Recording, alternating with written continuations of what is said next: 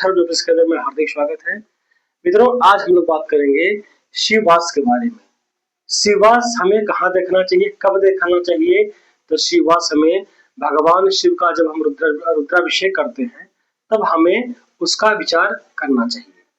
शिववास का विचार बहुत महत्वपूर्ण है। शिववास का मतलब अर्थ ही है कि भगवान शिव का वास कहाँ पर है। जिस दिन हम रुद्राभिषेक करें उस दिन हमें यह देखना जरूरी होता है कि भगवान शिव का वास कहाँ पर है, और अगर हम रुद्राभिषेक करेंगे तो क्या उसका फल हमें मिलेगा कि नहीं मिलेगा। तो आइए इसी के बारे में हम लोग चर्चा करते हैं। तो जैसे कि सूत्र लिखा है कि तिथि को 2 गुना करके उसमें 5 जोड़ दें, यानी कि तिथि को दुगुना करके 5 जोड़ दे, उसमें जो प्राप्त हो उससे 7 से भाग दे, जो शेष बचे तो समझे कि वह शिववास वहां पर स्थान है। देखिए 0 अगर से आता है शेष तो क्या है कि शिववास शमशान में होता है, उस दिन हमें रुद्राभिषेक नहीं करना चाहिए, उसका फल नहीं मिलता है।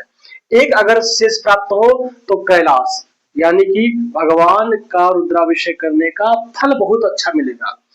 2 शेष प्राप्त हो तो गौरी के साथ, यानी कि सुख संपदा में हमें मनोकामना हमारी पूर्ण होगी उस दिन अभिषेक करने से। 3 शेष बचे तो वृक्षारोहण, यानी कि लक्ष्मी की प्राप्ति, उस दिन हमें रुद्राभिषेक करने से भगवान माँ लक्ष्मी गौरी प्रसन्न होती है भगवान शिव के साथ, और वह लक्ष्मी की प्राप्ति कराती है।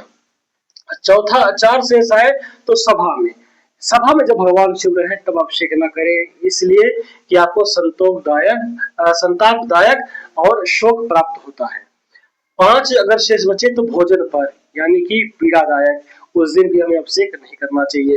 6 अगर शेष बचता है तो भगवान क्रीड़ा करते रहते हैं और उस दिन भी हमें अभिषेक नहीं करना चाहिए, उस दिन हमें क्या है कि कष्टदायक होता है।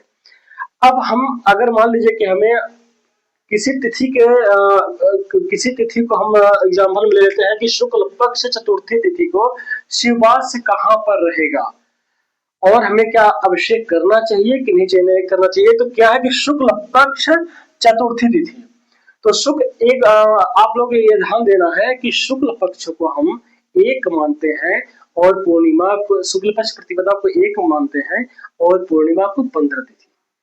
कृष्ण पक्ष प्रतिपदा को 16 तिथि से लेकर के अमावस्या को हम 30 तिथि तक ले जाते हैं।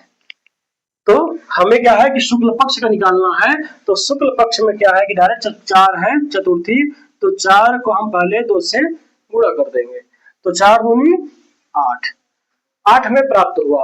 8 में क्या है कि सूत्र के अनुसार कि 5 जोड़ दें, तो इसमें हम 5 जोड़ दिए तो 8 5 13 प्राप्त हुआ। 13 के जो उसमें प्राप्त हो 7 से भाग देते, तो हमें क्या है कि यहाँ पर 7 से भाग दे दे रहा है, तो 7 दूनी 14, 7 एकम 7, 2 नहीं जाएगा, इसका मतलब कि 7 एकम 7, 7 6 13, तो हमें शेष क्या प्राप्त हुआ 6, यानी कि भगवान उस दिन कहाँ है, क्रीड़ावास। तो हमें इस दिन अभिषेक करने से क्या होगा कि कष्टदायक, तो हमें अभिषेक उस दिन नहीं करना चाहिए।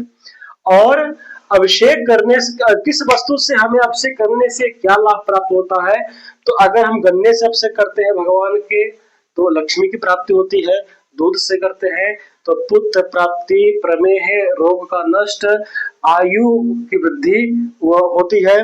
दधि से अभिषेक करने से पशु भावन एवं वाहन का सुख प्राप्त होता है।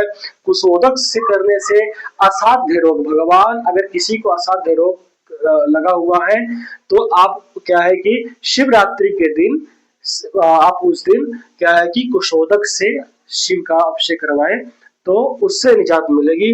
सरसों के तेल से अभिषेक करने से शत्रु पर विजय और रोगों का दमन होता है। इत्र से करने से आपके शत्रु भयभीत होते हैं। शहद से करने से धन वृद्धि, टीबी रोग से मुक्ति मिलती है। अब हमें शिववास का विचार कहाँ नहीं करना चाहिए, तो शिववास का विचार हमें नहीं करना चाहिए श्रावण